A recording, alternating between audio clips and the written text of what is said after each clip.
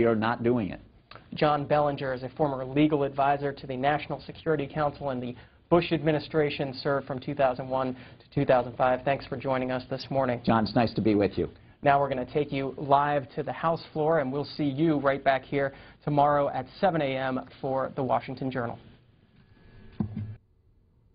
The House will be in order. The Chair lays before the House communication from the Speaker. The Speaker's Rooms, Washington, D.C., October 10, 2013. I hereby appoint the Honorable Carrie L. Bentivolio to act as Speaker pro tempore on this day. Signed, John A. Boehner, Speaker of the House of Representatives. Pursuant to the order of the House of January 3, 2013, the Chair will now recognize members from lists submitted by the majority and minority leaders for morning hour debate. The Chair will alternate recognition between the parties, with each party limited to 1 hour, and each member other than the majority and minority leaders and the minority whip limited to 5 minutes each. But in no event shall debate continue beyond 11:50 a.m. The Chair recognizes the gentleman from Illinois, Mr. Quigley, for 5 minutes. Thank you, Mr. Speaker. Mr. Speaker, this body has attempted to repeal the health care law 41 times. The Act's repeal or delay is being used as leverage in the current budget fight. But I just want to take a few minutes to remind people why we passed the health reform law in the first place. Let's remember the situation before Obamacare became law. Clearly, the status quo was not sustainable. The #1 cause of personal bankruptcy in the United States was medical cost, and 60% of those who filed for bankruptcy had insurance.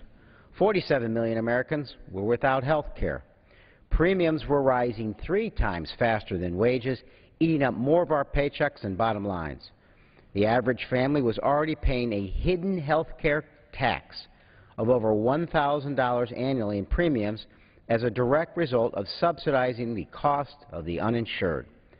Small businesses were paying 18% more than larger employers for health insurance.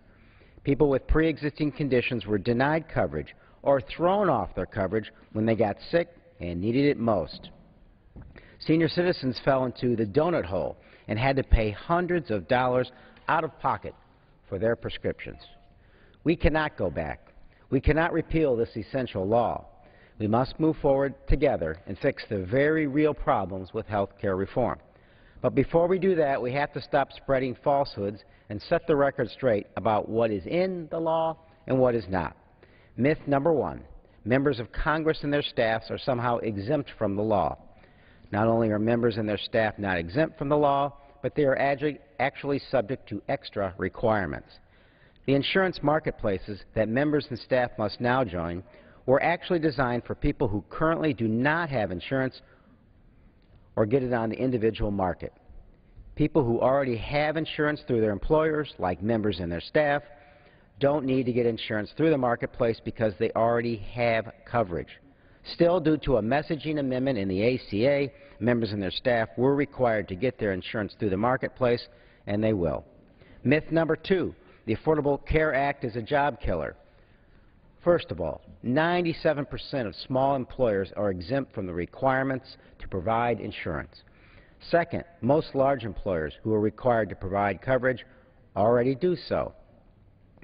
Aside from reporting requirements, the ACA will only require about 1% of businesses to do anything differently. Some on the other side of this aisle often cite a Congressional Budget Office report which said the ACA would lead to a reduction in the amount of labor in the economy by 1/2%.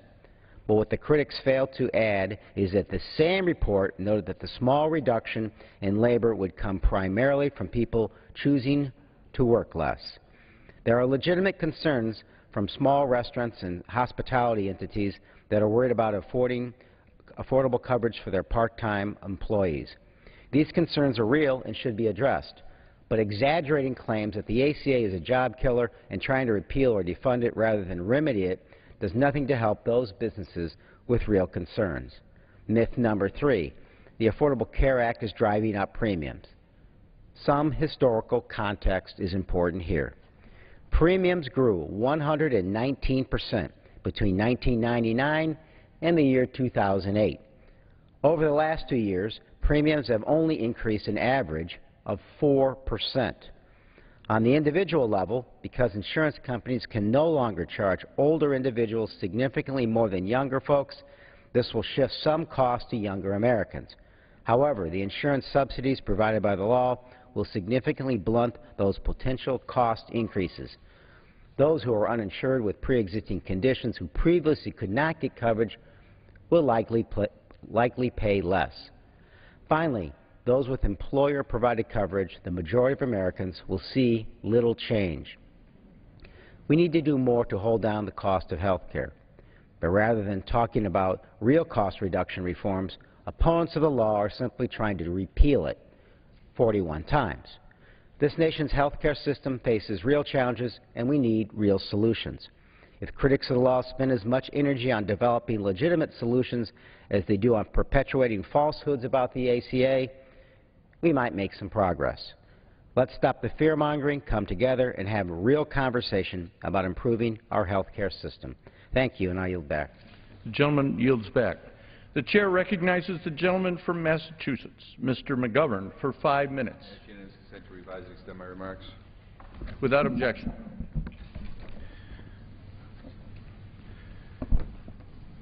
Mr. Speaker, here we are, 10 days into the Republican government shutdown and just a few days away from hitting the debt ceiling, and the Republican leadership continues to spin its wheels. The American people are rightly blaming congressional Republicans for this shutdown, and they'll blame Republicans for a default, too. Every day seems to bring a new Republican strategy. Repeal Obamacare, defund Obamacare, delay Obamacare, stage a non-filibuster filibuster, ask for the entire Romney economic platform in order to raise the debt ceiling, yell at park rangers, fund this part of the government, fund that part of the government, pay furloughed employees, pay essential employees, hold a conference meeting, hold a press conference. Meanwhile, as the Republican conference tries to get its act together, Americans across this country are feeling the impact of the shutdown, and that impact grows every day. Last month, USDA released the annual figures on food security in America. These are the statistics of the number of people who don't know where their next meal will come from, essentially the number of hungry people in this country. And once again, we see the effects of the Great Recession showing up in these food security numbers. According to USDA, over 49 million people are food insecure. That means they are hungry. 17 million are children. These figures are virtually unchanged from previous years. It means hunger is not getting better in America. It's not getting worse, but that's no consolation. While these figures are bad enough, House Republicans apparently thought they should be worse and decided to pass legislation cutting $39 billion from SNAP, our nation's best, most efficient and effective anti-hunger program. Those cuts would cause hunger to get worse. 170,000 unemployed veterans would lose access to SNAP. 2 million kids would be kicked off the free school meal program. Overall, around 4 million people would lose access to SNAP because of these terrible cuts. Now, that's pretty bad, especially considering that hunger is still a problem in America. But it's still not bad enough for the Republicans, so they shut the government down. Now, I know this shutdown isn't about hunger. It's about irrational demands by a few Republicans. But like the bill cutting SNAP by $39 billion, the impact of the shutdown is beginning to make hunger worse in America. Look at Nevada, where 362,000 food stamp recipients will see their benefits halt on November 1st. Not reduced, halted. 425,000 women, infants, and children would see their food benefits provided under WIC halted as well. That's right. Nearly 800,000 hungry, low-income Nevadans would lose access to food because of this Republican shutdown. But it's not just Nevada. North Carolina announced on Tuesday that it had discontinued issuing food and nutrition benefits through WIC to women, infants, and children, specifically because federal funding for the program has dried up. 80% of those North Carolinians eligible have already received their October benefits, but that means 20% of the 264,000 enrolled low-income women, infants, and children will not get the help they qualify for to buy the food they need, including formula, fruits, and vegetables. Mr. Speaker, we're going to continue hearing stories like this as the Republican shutdown continues. More and more low-income families will see the food they rely on taken away from them simply because Republicans in Washington will not open the government. This is not the way to end hunger now, Mr. Speaker. We'll only end hunger now if we finally come together and decide that ending hunger is a priority, that it's something we believe we can do and that we commit ourselves to accomplishing. Mr. Speaker, we can stop hunger from getting worse by reopening the government. We can stop hunger from getting worse by preventing $39 billion in SNAP cuts from being enacted. We can stop hunger from getting worse by preventing the automatic cut to SNAP already scheduled to take effect on November 1st from taking place. We need to end this Republican shutdown today. Republicans should not let poor Americans go hungry simply because they can't agree on a political strategy in Washington. That is not right. That is not how we should treat our fellow Americans. It is wrong, and they know it. We should be working to end hunger now, not to make hunger worse. We can eliminate it. This is a fight we can win if we just found the political will and courage to do so. And, Mr. Speaker, I will conclude by saying once again to my Republican colleagues, bring a clean, continuing resolution to this House floor so we can have an up or down vote, so that we can reopen this government and so we can prevent hunger from getting worse in this country. I yield back the balance of my time. The gentleman yields back. The chair recognizes the gentlewoman from Illinois, Ms. Bustos, for 5 minutes. Mr. Speaker, I rise today to continue speaking out about the human consequences of this irresponsible and irrational government shutdown. We are now 10 days into this ridiculousness. And what I've been doing is spending time on the phone each day with the people from my region who tell me their stories about suffering due to the needless and increasingly maddening shutdown. I recently spoke with the family of Jeremiah Johnson. They're from a town called Prophetstown, Illinois.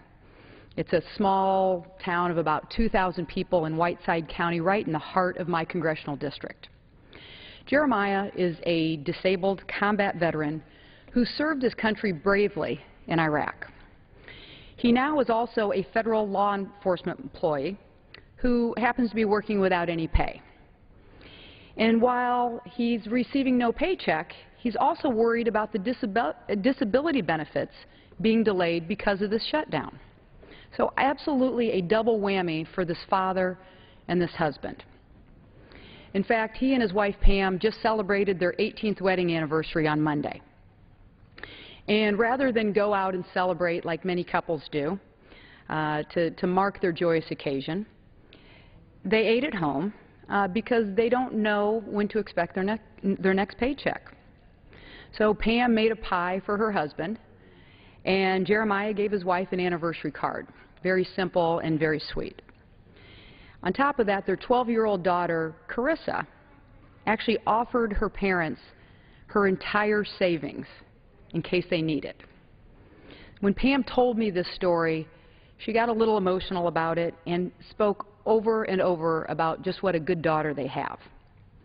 So in spite of their 7th graders' loving offer, and for Pam and Jeremiah to remove any extravagance from their wedding anniversary plans, of course, they remain worried about the lack of a paycheck and really their own ability to be able to pay their car payment and their house payment.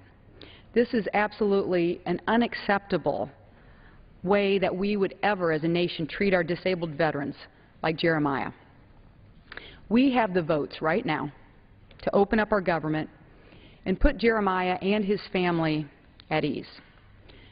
But there's one way to do this, and it's only if Democrats and Republicans come together. That's our path. It's that simple. It's common sense, it's reasonable, and it is absolutely the right thing to do. Mr. Speaker, I yield back. Gentlewoman yields back. The chair recognizes the gentleman from Illinois, Mr. Davis, for 5 minutes. Thank you, Mr. Chairman. Mr. Chairman, I rise to pay tribute to Mr. Marvin Daniel Price, who passed away July 21st at the age of 81. Mr. Price came to my attention because he is the youngest known person ever to play professional baseball in the United States of America.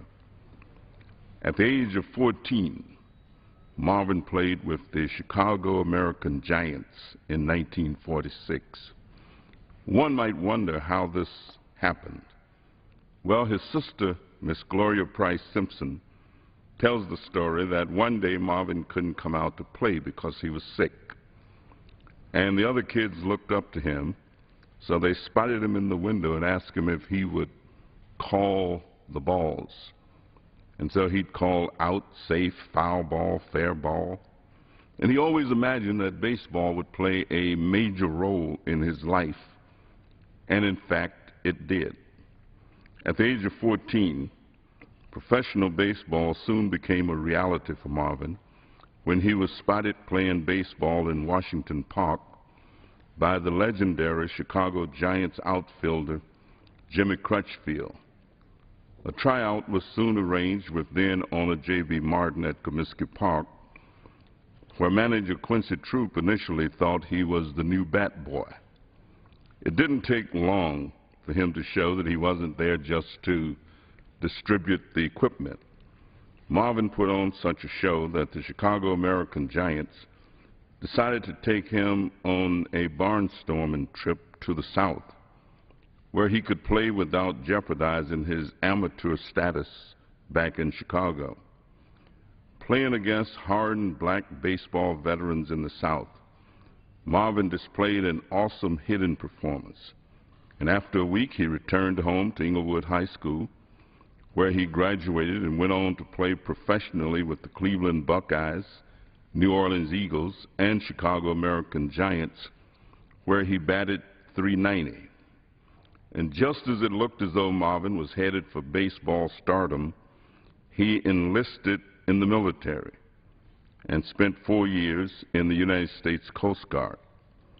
After his stint in the military, he continued to play semi-professionally. And over the next 30 years, he worked as a supervisor with the Chicago Post Office while working part-time with the Chicago Park District, teaching young people not only about the game of baseball, but the game of life. On Friday, October the 11th, at the U.S. Cellular Field, formerly known as Comiskey Park, there will be a memorial ceremony in Price's honor. Family members, friends, and supporters, members of the White Sox, and others are invited to come and celebrate his rich life and history. He was indeed a legend before his time, and so we salute you, Mr. Marvin Daniel Price, the youngest known professional baseball player in the United States of America. I thank you, Mr. Speaker, and yield back. The gentleman yields back. The chair recognizes the gentleman from West Virginia, Mr. Rahal, for 5 minutes. Thank you, Mr. Speaker. Mr. Speaker, some of my colleagues would have us believe that our current federal shutdown has no real consequences. I've heard some even suggest that this period of suspended government should be thought of merely as a slowdown or a slim down. There is talk that the shutdown is causing no real pain. The most extreme anti-government politicians even express the hope that such a cutback in government programs and services should be made permanent. And too many others are content to hang back and let those with extreme views have their way for the time being. But I stand here today to remind my colleagues and the public that cuts in government funding and government programs have consequences, sometimes deadly. It is a lesson we learned in 2006 when annual coal mining deaths soared to 45, a 10-year high, reversing an 80-year trend of steadily falling fatalities, a trend attributed in part to years of underfunding the Mine Safety and Health Administration. It is a lesson we should heed now. This year, as of September 4th, 14 coal miners had died on the job in our country. And this past weekend alone, 3 coal miners lost their lives at work over 3 consecutive days, including 1 miner in West Virginia. Think about that. In the first 9 months of the year, 14 coal miners perished on the job. In the first 9 days of the government shutdown, 3 coal miners have perished. Mr. Speaker, even one death is one too many. Now, no one has linked these recent deaths directly to the government shutdown, but the inability of this Congress to pass a simple bill to fund all the operations of our government has resulted in cutbacks of routine inspections that are essential to the complex system of safety oversight of this complex industry. Miners and operators know that MSHA's multi-layered inspection and enforcement system has been hampered. Assistant Secretary Joe Main has said, and I quote, 3 miners killed on 3 consecutive days is extremely troubling. The fact that this occurred over a weekend, when there may have been a greater expectation that an MSHA inspector would not be present, is a red flag, end quote. I hope that everyone in the coal industry, from the CEOs to the office staff to security guards to the coal miners themselves, will redouble their vigilance and take every possible step to ensure health and safety.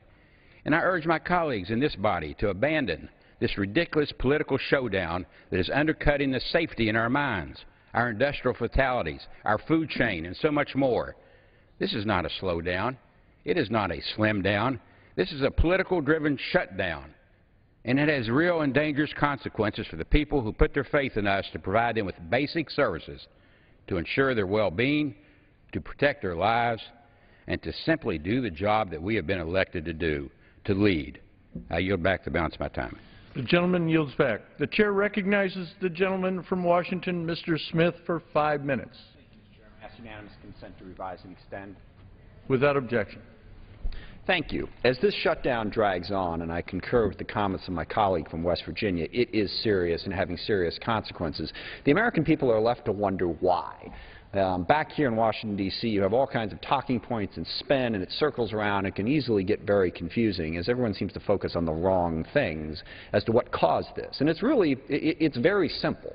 And I think understanding it and getting Democrats and Republicans to stop talking past each other is the first path to getting out of this. We have to understand that basically when you pass a budget and fund the government, the first thing you argue about is how much money is spent on it. And we had that argument. And believe me, there are deep disagreements between the Republican House, the Democratic Senate, and the White House on that. But an agreement was reached between Speaker John Boehner and Harry Reid on the level of funding. And that level of funding, frankly, is vastly lower than Democrats want. And we were going to go forward with that until the Speaker changed his mind and decided that he wants something else. So if you're wondering why Harry Reid, the senator, the majority leader in the Senate, is upset about this situation, it's in part because he had a deal, and the Republicans went back on that deal. But it gets worse than that. So instead of simply agreeing to the amount of money that would fund the government, Republicans are now saying no, they want policy changes within the budget in order to fund the government, in order to just simply keep it open, and in order to raise the debt ceiling so that we can pay our bills. Now, policy changes do occasionally happen within appropriations bills, but only when they're agreed upon between the House, the Senate, and the White House. And the problem that the Republicans have, and what they've had for 3 years, is they simply do not have the votes to pass the policy changes that they want, because they didn't win the election last time. President Obama won the election. Democrats controlled the Senate. And ironically, Democrats actually won 52% of the vote for Congress. But because of gerrymandering, Republicans wound up with more seats. But however we got here, they do not have the votes to advance the agenda that they want to advance. And they are willing to shut down the government and stop funding it and not raise our debt ceiling. And by the way, every day we get closer to that debt ceiling and not raising it is a day that is bad for this economy, all because they can't pass their policy agenda through the present Congress, which raises the interesting question, what is that policy agenda? And that perhaps is the most frustrating thing about this. We heard originally that they didn't pass the continuing resolution to fund the government because they wanted to end Obamacare. Now, editorials have been written by leaders, by the majority leader, Mr. Cantor. I've heard Paul Ryan say that, no, it's not about Obamacare. We understand that we're not going to get that. Okay, so what policy change is it that you want? And this is where you get into the deficit. But again, the Republicans haven't specified what they want on this. Now, we know, if you go back through 3 years of history, what they say they want. They want tax reform, though it hasn't been specified, and they want cuts in entitlements to get us closer to a balanced budget. They are completely unwilling to consider any revenue increases. Now, the problem with this is the President doesn't agree. The Senate doesn't agree. The deficit is a problem, no question. But Democrats believe that part of that solution has to be revenue. And to this point, we got $600 billion in revenue as a result of the deal that was reached last January in exchange for over $2 trillion in cuts. $2 trillion between the cuts that were made in the Budget Control Act of 2011 and the cuts that have now been forced on us by sequestration, $2 trillion in cuts and $600 billion in tax increases. But be that as it may, the Republicans don't have the votes. They don't have support of the President, and they don't have support of the Senate to get those cuts. And yet they insist on shutting down the government. Now, the big problem is, what is it that they would want in tax reform and entitlement reform? And this is the thing that I think the American public is unaware of. The Republicans keep saying that they want entitlement reform, which means cuts in entitlements. They keep saying that they want tax reform. They've been in charge of this House for 3 years. They have not brought to the floor or passed out of committee any tax reform or any entitlement reform. They put it in their budget, which is just sort of a big picture list of sort of future objectives, what they want to do. Why haven't they passed legislation? If they are willing to shut down the government and cause all of the pain that we have heard because they fervently believe that we need entitlement cuts and tax reform, the least they can do is bring it to the floor and tell us what it is. Oddly, the President and Democrats have put more on the table in terms of reforming our entitlements. As part of the Affordable Care Act, we made reductions in Medicare, which the Republicans beat us up for, and which has been responsible for Medicare actually going down in inflation. The only solution to this, tell us what you want and understand how this system works. The pain is too great. I yield back. The gentleman's time has expired. The chair recognizes the gentlewoman from Wisconsin, Ms. Moore, for 5 minutes.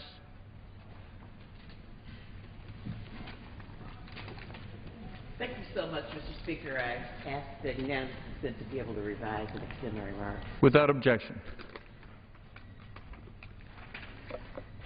Thank you so much, Mr. Speaker.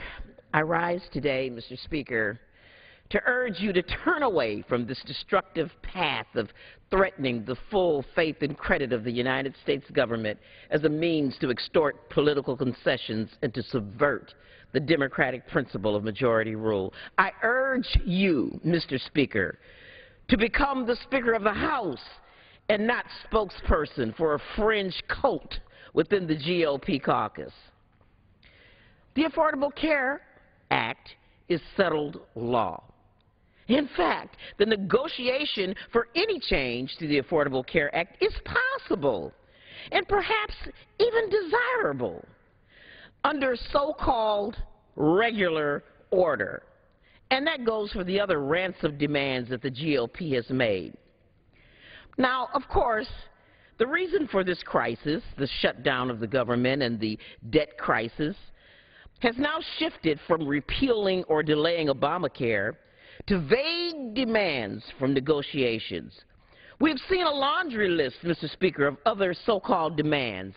Approval of the Keystone Pipeline, concessions on payments to Social Security, Medicare, and Medicaid, tort reform, repeal of job-killing regulations, that is, protections for clean air and clean water. The latest demand is Republicans passed a bill to create a super-duper committee that includes instructions that the committee can only resolve our budget crisis by considering spending cuts and entitlement cuts, but no new revenue. In other words, Mr. Speaker, you don't really want to negotiate. It's as if it's just obvious from your words and deeds, Mr. Speaker, since you, Mr. Speaker, have blocked negotiations 18 times over the past year. Mr. Speaker, you are putting the country through this shut-her-down theater that you called for in the last Republican campaign in the last cycle. A nuclear weapon is how Warren Buffett characterized failure to raise the debt ceiling. Let me say that again. The world's most respected financial markets expert compared this now familiar Republican's tactic as a weapon of mass destruction, a weapon that is, I quote, too horrible to use. Let me quote Yalman Anaran at Bloomberg, quote, failure by the world's largest borrower to pay its debt, unprecedented in modern history, will devastate stock markets from Brazil to Zurich, halt the $5 trillion lending mechanism for investors who rely on Treasury, blow up borrowing costs for billions of people and companies, ravage the dollar, and throw U.S. and world economies into a recession that would likely become a depression. Money managers, economists, bankers, and former government officials interviewed for this story few view default as anything but a financial apocalypse, unquote. Yet, Mr. Speaker, you continue to take default off of the table. Meanwhile, even the discussion of default is driving up borrowing costs for the U.S. as investors demand higher yields to buy short-term U.S. Treasury bonds. Short-term borrowing costs have doubled and are now at the highest levels since late 2008. Heaven help us if you, Mr. Speaker, actually drive the U.S. into default. Think about this. The $12 trillion of outstanding government debt is 23 times the $517 billion Lehman owed when its bankruptcy sparked the 2008 financial crisis. The full faith and credit of the U.S. debt is the collateral for banks, financial contracts, and repurchase markets throughout the world. The collateral that stands behind global finance and investment. It is why we are the world's reserve currency. Any default of the U.S. will have very real and extremely serious consequences and trigger a self-inflicted global financial crisis. In my mind, Mr. Speaker, the full faith and credit of the United States is not open for negotiation.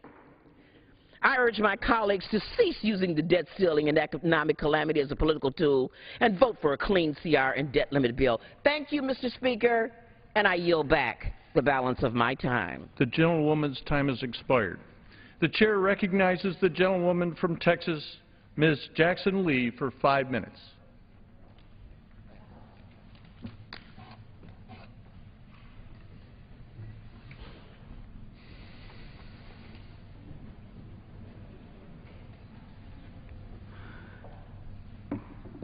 I thank the Speaker and ask unanimous consent to address the House for 5 minutes and offer a good morning to my colleagues. Without objection.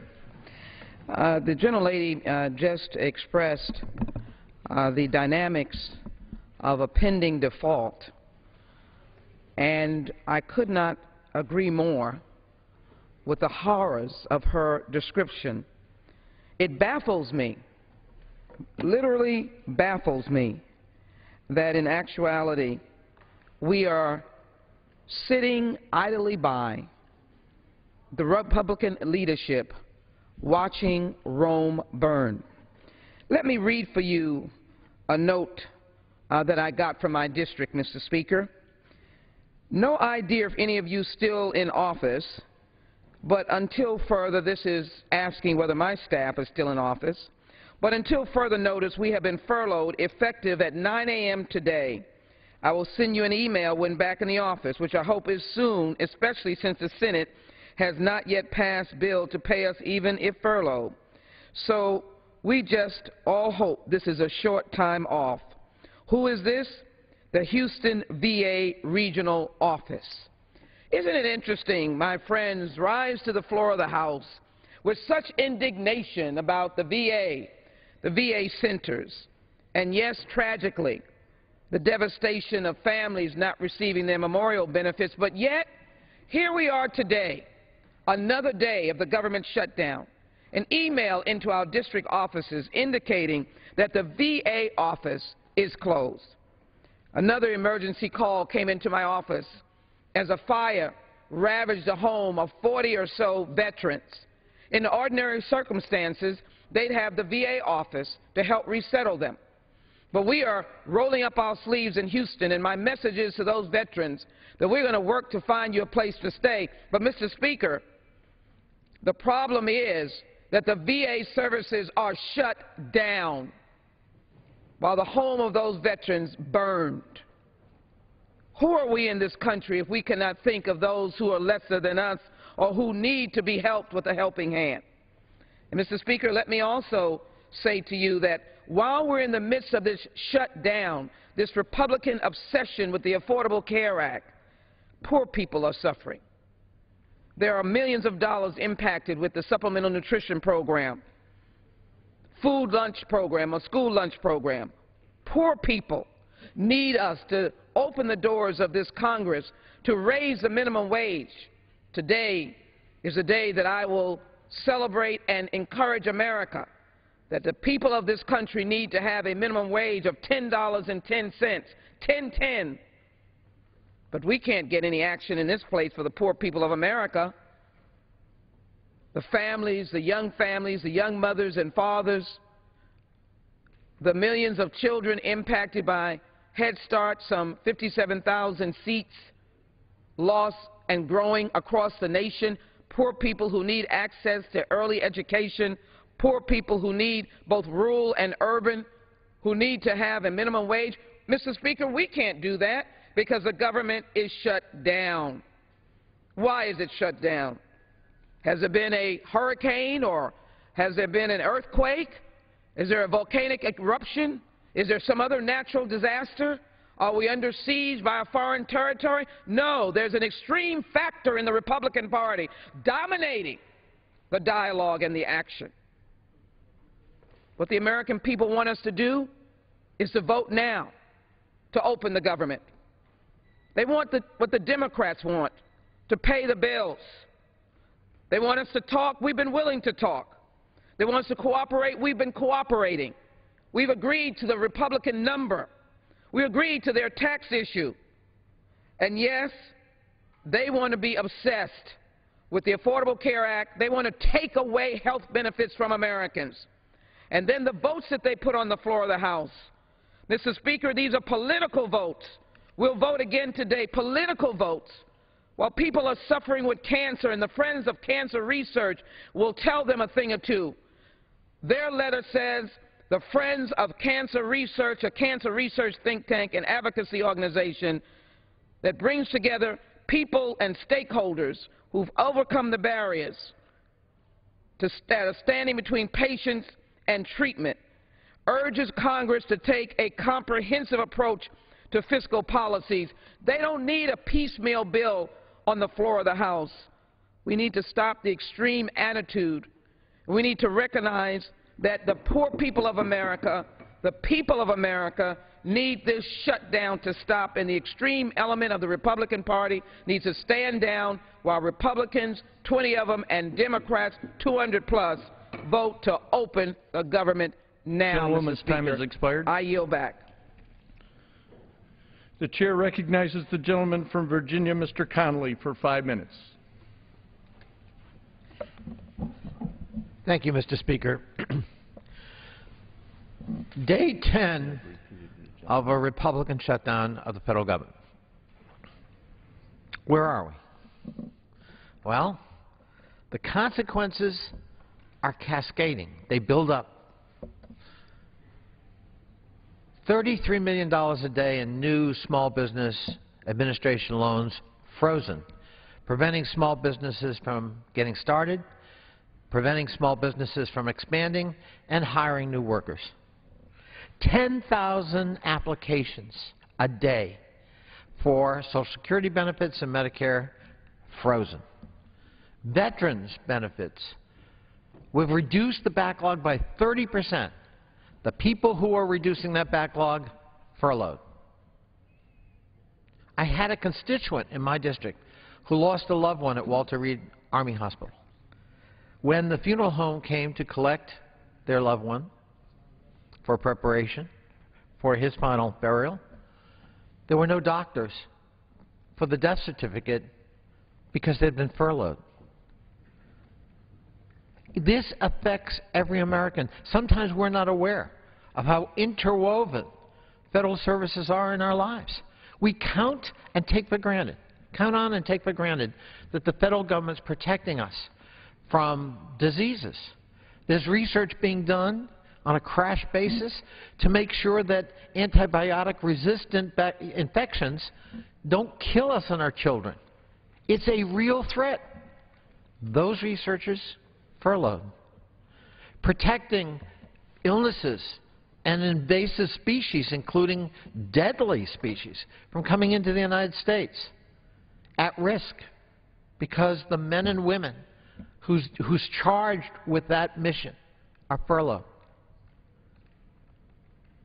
We are now a subject of conversation all around the world.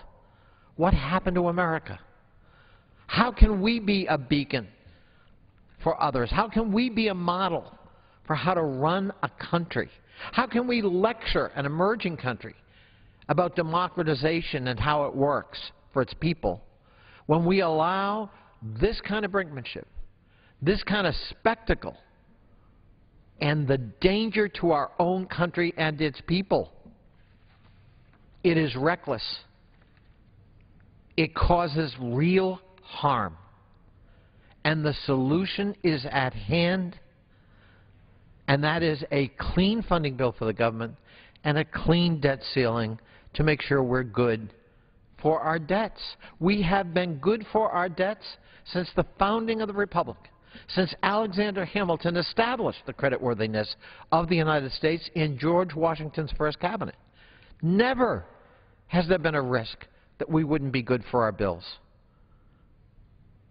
And yet, we have one faction on the Republican caucus seemingly dominating that conversation on that side of the aisle, more than willing to embrace the threat of default. Almost every major business group has pled with this Congress not to do that, not to even play with that.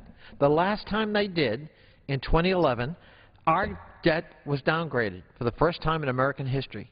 $2.4 trillion worth of household wealth was lost, including $800 billion on the equity markets that fell 625 points the next day. It hurt America. It's hurting America now. We can bring up a clean funding bill before the floor of this House tomorrow, today. We've got the votes to pass it. It's a matter of Republican leadership. Will they allow the democratic process to work in this body on behalf of the country? Can we not put aside partisanship just once for the sake of our country and do the right thing and reassure the world we are standing together to do that right thing, protecting the creditworthiness of this country, protecting the American people by providing government and turning our backs on anarchy, because that's really what some are preaching. You don't need government. Government's always bad. Government never works. Government doesn't protect you. That philosophy is dangerous, and that philosophy, unfortunately, is at work here in the House of Representatives. It is time to turn our backs on that philosophy and embrace the needs of this country and the wonderful people we serve. With that, I yield back, Mr. Chair. The gentleman yields back. The chair recognizes the gentlewoman from North Carolina, Ms. Fox, for 5 minutes. Thank you, Mr. Speaker.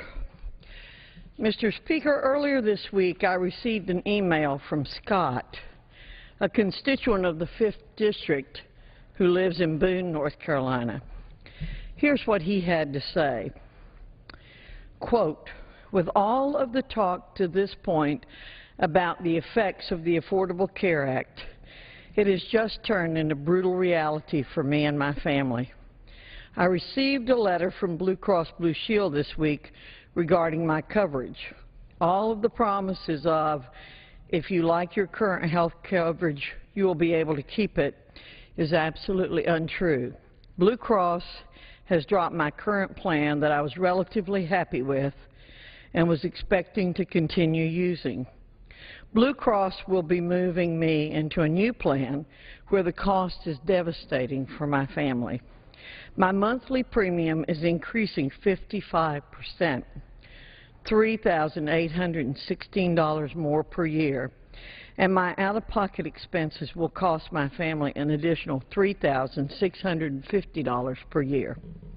So all in all, I will be paying an additional $7,466 next year for health insurance and co-payments on top of my already high premiums. I do not qualify for any of the subsidies either. So this one is all on the back of this middle-class family of four. I have a 4-year-old daughter and a 2-year-old daughter. I have no choice but to keep them covered any way I can, as any father would. But the new outlays of $7,466 will be a huge burden. We will all have to make some big changes in our family to be able to afford this. I knew the Affordable Care Act would be tough on someone like myself, but I had no idea how hard it would hit me and my family. Mr. Speaker, Scott is not alone. Families across this country are baffled by Obamacare sticker shock. Accepting the devastating truth that costs will be much higher for them next year, some families are trying to find a way to make it work, but they can't even get to the website. But what do they hear from Washington? Obamacare apologists say, be patient with us. We'll get these glitches sorted out. It'll take a few years, and you'll all be used to it. Mr. Speaker, if only those voices in Washington would be willing to give the American people the same time and patience they're demanding. A bipartisan House majority has asked for families to have one penalty-free year to figure out what Obamacare will mean for their families and for their budgets. One penalty-free year. Not unlike the penalty-free year the President gave to big business, all on his own. Fairness.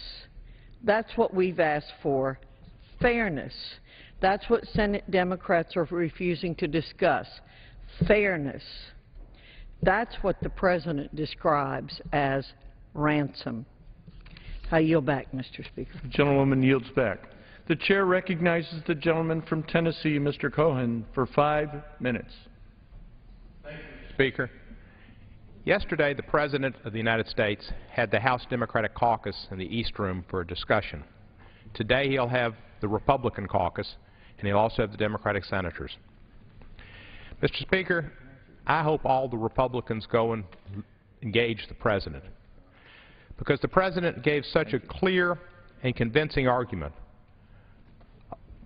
about why what's going on is wrong and has to stop.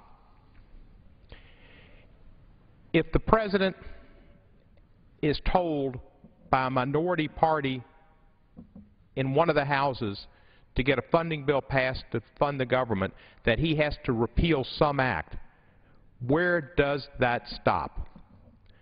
If we get a continuing resolution, and this one was till December the 15th, and they ask the President to abolish the landmark legislation that he signed and that this Congress passed a few sessions ago, the next thing could be, well, we're not going to continue the government again unless you repeal the EPA, or we're not going to do it unless you repeal the Fair Labor Standards Act, or maybe 6 months down the line, we're not going to repeal it unless you and Vice President Biden both resign.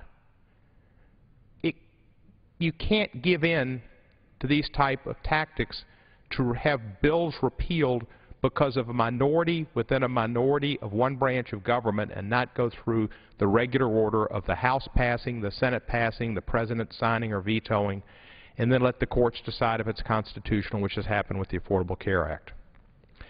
The President made it clear that he wants to work with both sides, but he's not going to give in to these type of tactics because it wouldn't be fair, not only for him, but for the next president and the next president and for the United States of America.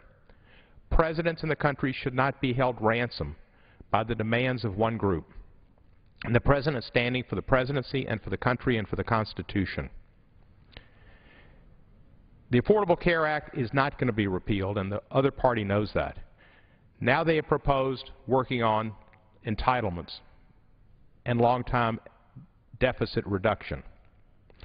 The President will talk to them, engage in dialogue, and hopefully after the Republicans attend and listen to the President today, they will see that this has been a mistake for the American people and a mistake for their political party. And they will end this shutdown, reopen government, pass a continuing resolution, and pass a debt ceiling, even if for only 4 or 6 weeks, which the pundits think may happen. It will get us out of this crisis. And hopefully the minority group within the Republican caucus will let the Republican Party continue to be what it had been in the past as a party of business and not a party that was anti-business and threatening a debt ceiling issue and a default on our debt, which would be catastrophic to the national markets and the world markets. And hopefully in those 6 weeks with dialogue, that the President and the leaders of Congress can come to some agreements and we won't have this type of brinksmanship again. The President is a convincing individual. He's very knowledgeable. He's got great people working with him. And he's looking out for the future of this country. This shutdown was totally avoidable.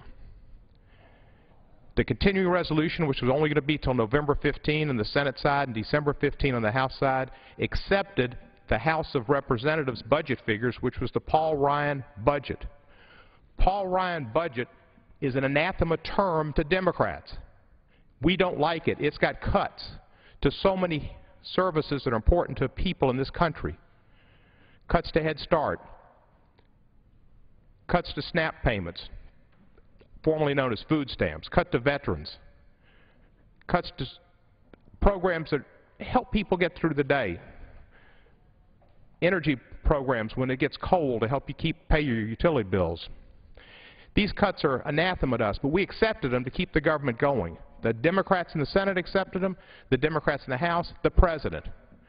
But the House Republicans who put that figure out and got it accepted, that wasn't enough. They had said, all right, now you've got to repeal, abolish, and or change to the point of trying to get to abolishment of the most important bill that's been passed in this House of Representatives since 1965, when the Civil Rights Act and Medicaid and Medicare were passed. It's not going to happen. We're the last industrialized country on the face of the earth to have national health insurance. It's the right thing to do. And it's folly for governors in the states that haven't allowed the Medicaid expansion to go forward to do that. And I hope they would.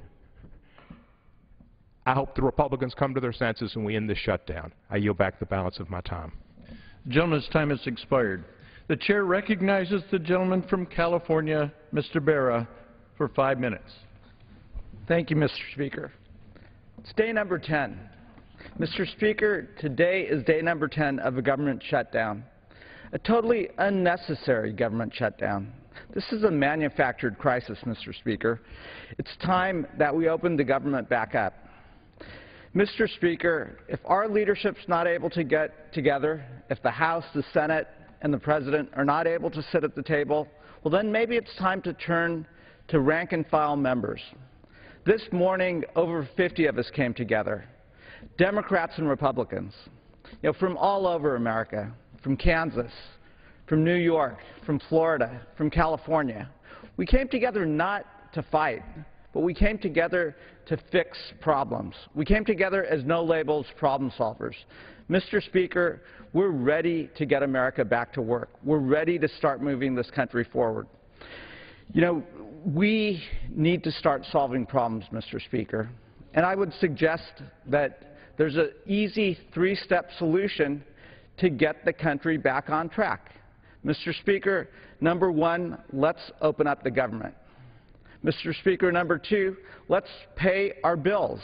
We've always done that. So let's raise the debt ceiling. And number 3, let's come together as Democrats and Republicans and let's negotiate.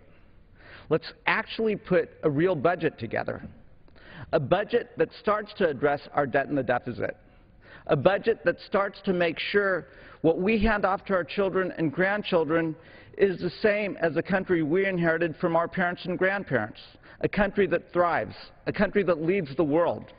We have to get serious about the challenges that we face, and we have to stop these manufactured crises. We have to stop the bickering. This is divided government. It means Democrats and Republicans coming together. Mr. Speaker, I urge you to join with the No Labels problem solvers and do what our motto is. Let's fix problems, not fight. We're ready to go and get America back to work. And with that, I yield back. The gentleman yields back. Pursuant to Clause 12A of Rule 1, the Chair declares the House in recess until noon today. And the House comes back at noon Eastern today. Just one bill on the agenda, another one of these mini CRs, these short-term funding measures. This will deal with border security funding. We expect votes in the early afternoon. We'll have live coverage here on C-SPAN. The Senate is in, and just a short while ago, the Majority Leader Harry Reid has brought to the floor a motion to proceed to a debt ceiling.